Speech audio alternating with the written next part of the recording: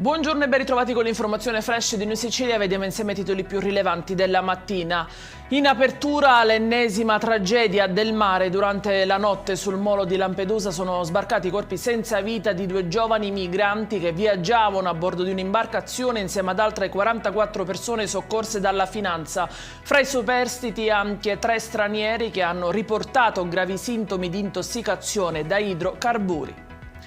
La salma di Salvatore Sorbello, il 53enne che ieri ha perso la vita in un incidente sul lavoro a Riposto nel Catanese, è stata posta sotto sequestro in attesa dell'esame autoptico. Sigilli anche al cantiere teatro della tragedia.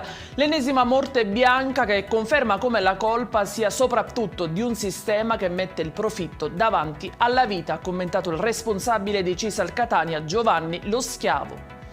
Incidente mortale sulla Palermo-Agrigento tra Misilmeri e Bolognetta, a perdere la vita Roberto Coniglio, 42enne.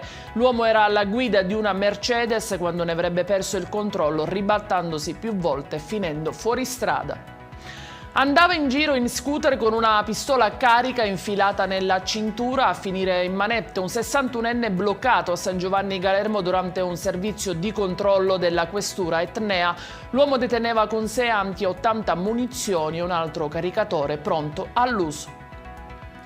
È in chiusura il rinvio a gennaio della decisione del TAR sul ricorso presentato dalla Regione Siciliana contro la nomina di Annalisa Tardino e commissario dell'Autorità Portuale del Mare di Sicilia Occidentale, disposta dal ministro Salvini. La designazione aveva innescato un duro confronto politico tra il presidente Schifani e la Lega. Oggi era atteso il pronunciamento sulla richiesta di sospensione cautelare del provvedimento, ma Palazzo d'Orleans ha scelto di non insistere. Ed è tutto per queste edizioni. Vi ricordo come sempre che i dettagli su queste notizie e molte altre li trovate sul nostro sito www.newsicilia.it e sui nostri canali social. Grazie per averci seguito e appuntamento a stasera alle 19:30.